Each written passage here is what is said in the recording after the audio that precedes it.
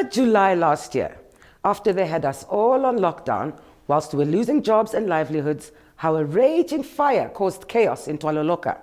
How everyone came and banded together to assist those who lost even more in the fire. Remember how government renamed it Otweya, meaning we are coming. This is Twaloloka today, a desolate grouping of tents on the outskirts of Walvis Bay where children play and dream of one day having a space that they can call home.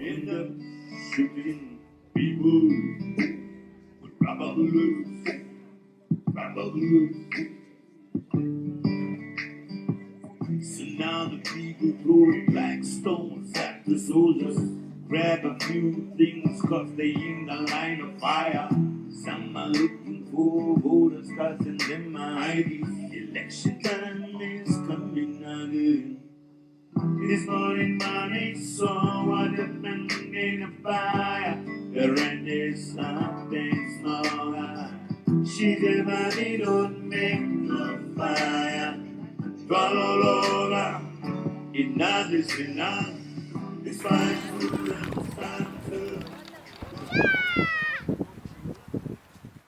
Rauna Hamunyela and Karina Shilumbu know all too well what it means to be a landless citizen of this country, and they've both emerged from the fire, although life is nowhere near where it should be. We started it like 2016, April, somewhere there. That time we were sleeping at Utaleni, just an open space. And then we putting up structures that time, and then the police came and demolished everything. Then we put them up for the second time. Then again the police came, they demolished everything. Then we were left like outside. And then from then we move because we were like in the valley. And then we have to move from the valley to the open space again. We're just sleeping outside like that. That night we sleep outside only. And then the next day we put up a structure like we put up plastic sacks and we put them together, and then we make a big place like a tent. It's now whereby we start sleeping out inside of the tent. We don't have mattress, we just sleep on the floor. And then from then we received eviction letter from the court that we have to move from that place. Now we have nowhere to move to, so we have to stay there. And then we told the police we are not going anywhere because we don't have a place to live. We are sleeping outside at the backyards of others, and those people, they are now busy building their houses. There's nowhere we can go. This is our home now. And then from then the municipality relocate us from that place, from Tutaleni, and he put us there where our houses burned down. And then from there we have been there for almost 5 to 6 years, because from 2016 until our houses burned down. When I lift up my eyes, I said, "Oh, the fire came!" So we just ran away. People, they were trying to quench the fire, but that fire cannot be quenched. It was a very terrible fire. It was a big fire. I never experienced that such fire in my life. Yeah, I was here and I left with nothing. I didn't come with anything because my daughter ran away because of that. The moment that fire happening, he ran away. Then I going to search for her. When I come back, I cannot come back because the gas is burst. If you go in, it must be maybe it's attack for me to go there. I find already my ghetto is attacking in a fire. I cannot take anything. I come with only my ID. Everything I lost it. I didn't come with anything. And it's difficult to starting with a school of my daughter. The book all. I struggling.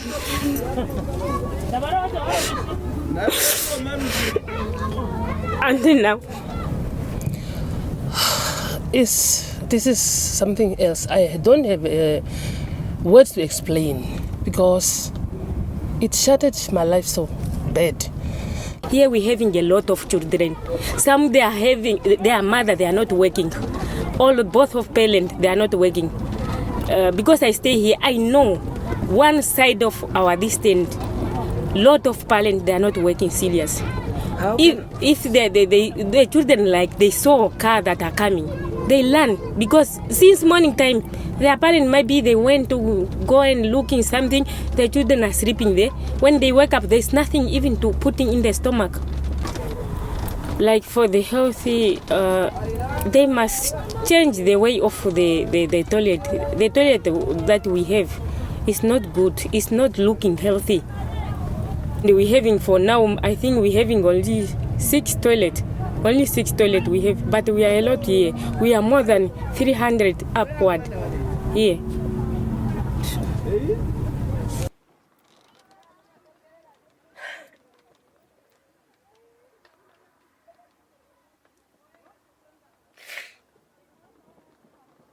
And like today, I went in the hospital. I don't know what is this. I starting a sickness, like it's a coldness because of this thing what we're sleeping.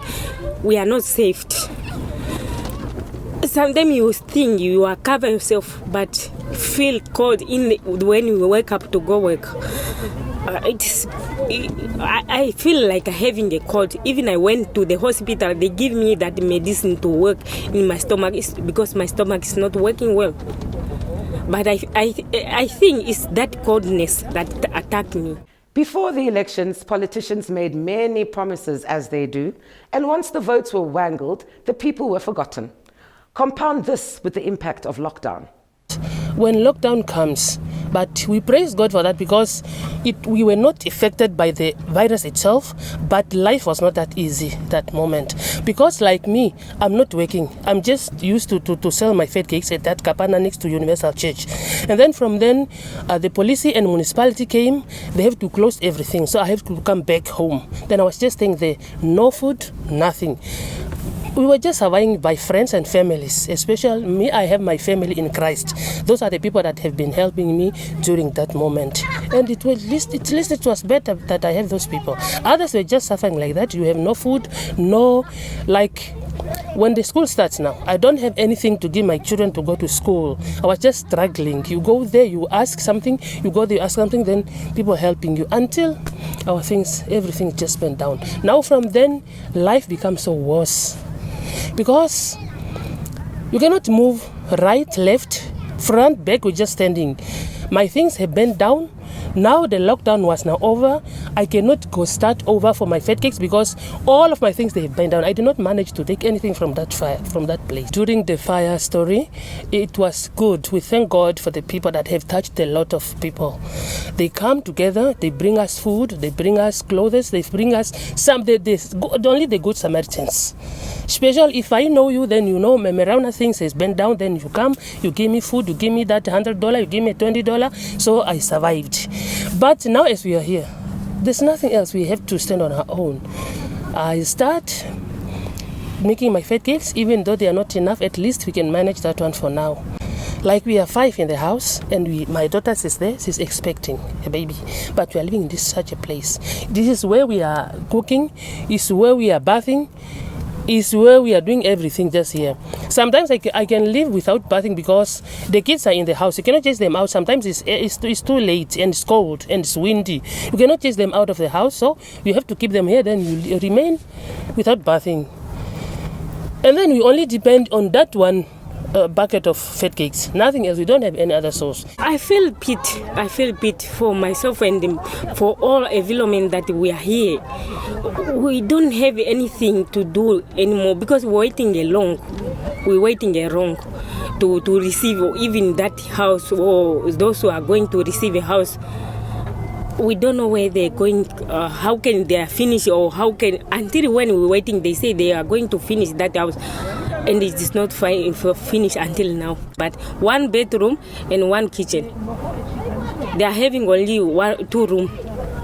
And it's not enough. Here people, they are having 2 children, they are having 5, they are elder. How can you sleeping with your boy, or your boy is elder than you other lady, then you're going to sleeping with your mother in 1 room. Frustrated with the lack of government assistance and intervention, the 2 women had some rather choice words for Namibian politicians. When it comes to the government, I really don't feel if I do have a government in my life. Because when I was growing, that old government, at least they used to give me sweets.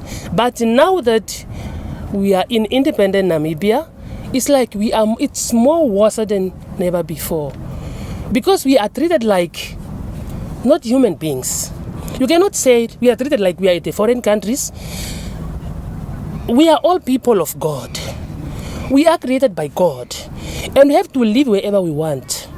And there's no, in my mouth and in my heart, there's nothing to call a person a foreigner, because we are all living on this earth. And God have created us to live on this earth. So, in Namibia, we're not treated like people. We are treated like something else.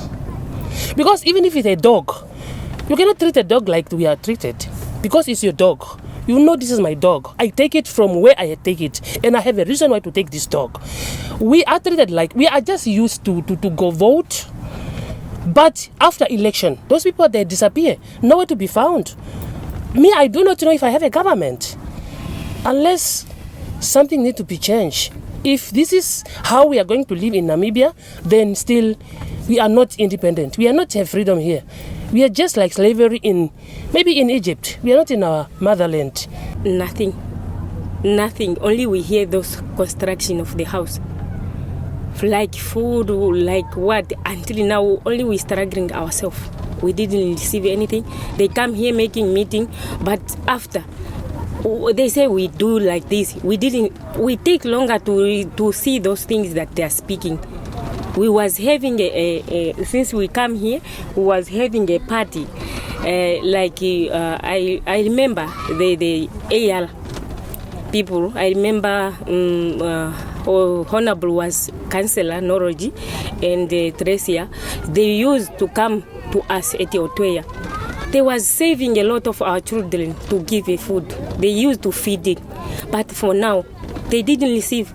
As you come today, you saw the children that are learning, because they know the face of that people that they used to come here to feed our children every day. The water they used to they bring for us, mineral water. They used to bring for us a food to eat. But for now, since Otweya at the moment maybe for erection of what, we don't know how. They are stopped 1 week ago. Was one man coming and call my daughter here, but my daughter, he pretended like I'm not in, but he called my daughter at the night outside. I don't know what he want to go to do with a daughter. He don't want to mention what he going to do with my daughter, but he called her outside. They are not safe. They are not safe. Always they are learning out there. They're so suspecting people that are passing there, or they are person are standing there. But is he doing anything? The guy standing there when they are going to the toilet. I want to tell our government, really, if they know that they are not afford the material to breeding each and every one in a house, maybe they must, because they was having example for the ghetto that are there first time. If where we are here now, there's a place, there's a plot, there's a land. I want to come and they are leveling this place, and they putting for us that even that example, because we know they say they don't have a man, they don't have money to maybe for us to survive from them. They must look what is cheapest to keep us safe. Former Walvis Bay councillor who won and ran as an independent candidate till last year, Knowledge Ipinge, expressed his disappointment with the manner in which government has dealt with the residents of Otweya, amongst other issues. Definitely with Walvis Bay we find ourselves in a very awkward situation in the terms of which we have a council that is very inexperienced.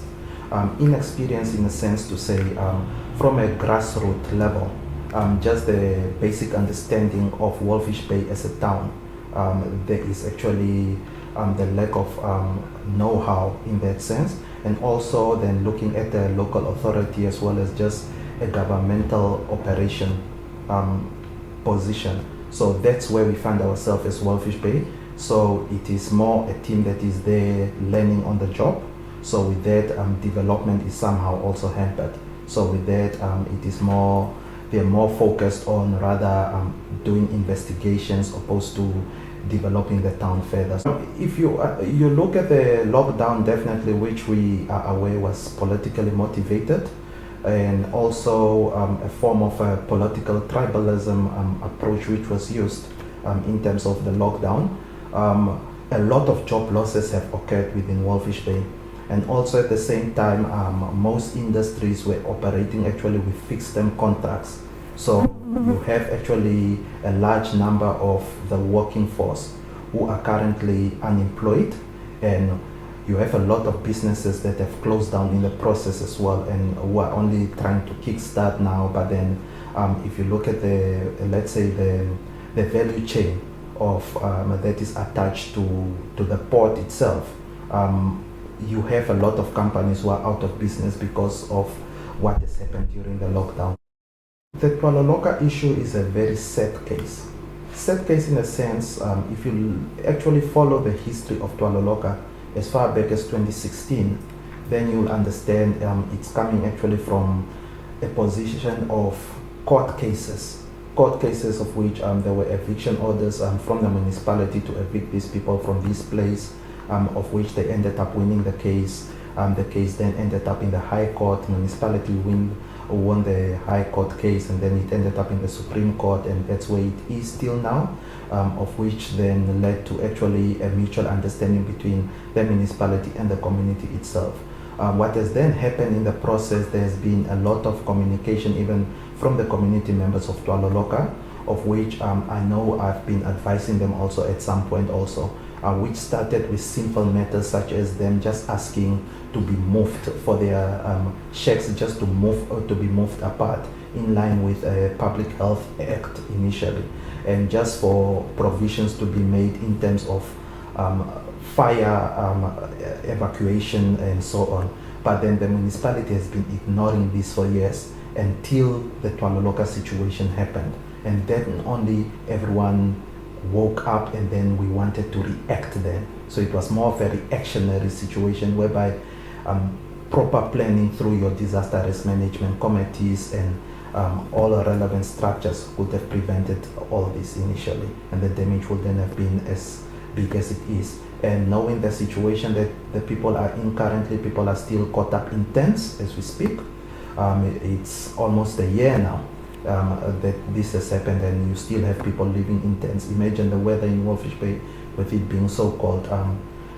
Few weeks ago we had even rain here, so just imagine you living in a tent on the ground there, and you should know this is already salty ground that you're staying on, so it is just not a conducive environment for any human being.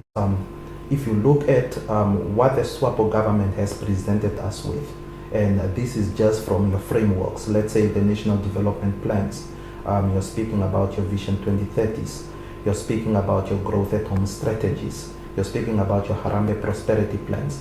So if you look at these documents and you read through it, you will see definitely that in terms of policy, in terms of frameworks, in terms of strategic interventions, we look good on paper, but the implementation thereof remains one of the biggest challenges. And not only the implementation thereof, also the evaluation part of it is also a big concern, because if you go back and you say go ask for the assessment reports of, let's say, your NTPs, your Harambee prosperity plans and all that, then definitely you will then realize as a country where we're moving and where we're supposed to be, we are not close to where we're supposed to be as a country. I also asked Knowledge just what it is that afflicts the men in Walvis Bay, with increased reports of men violating or murdering women at the town. JPV is definitely a very big concern within our community, of which it's exactly six months ago. I've presented actually, I tabled a motion that's speaking actually on a regional strategy that's dealing with JBV as well as human trafficking, which is actually a very huge concern within the community of Erongo at large. Besides the protests, besides the outcries of the community, we've not seen anything significant happening. As I said before, it all comes down to your all talk and no action. The moment that media start reporting about this and it starts becoming center stage, then only we'll hear parliamentarians speaking about, then only we'll hear politicians speaking about it, up until it dies out, and then we're back to square one, and that's where we are. Rauna Hamunyela shared her views on how she thinks the FishRot saga, which saw laws change to ensure that certain government affiliates benefit from corruption, will play out. I don't think if there would be justice, because what they are doing now, what I can see and what I can hear, people, they are just talking, but there's no action to take. You cannot solve a problem with a problem. You cannot just be talking, but you are not doing anything. Now, I'm tired of hearing this one eat, this one eat, this one eat. Okay, now what is the way forward? What is the action towards those people? Because it's like everyone ate, and now they don't want to expose one another. They're just talking. You cannot steal and point a finger to me that I steal, unless we keep our things a secret. Now here is just to blind people that they are doing anything, but they are not doing anything. There will be no justice until these people of Namibia, they repent, until they open up their hearts and speak the truth, until they take a true and justice action. But if it's like this is a wasting of time. Until people, they will get tired of talking, because their talking is just going in the air. They're not doing anything. I want a true action, a way that will free the people. Twaloloka, I'm so sick and tired myself. Soldiers came to stop the fire. In the shooting people with rubber bullets.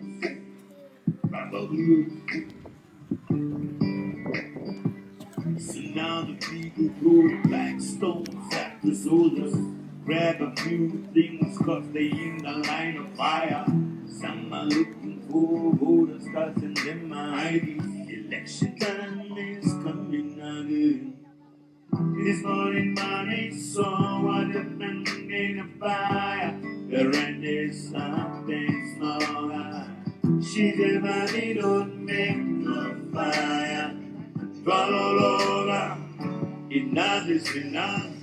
It's fine to them, Twaloloka.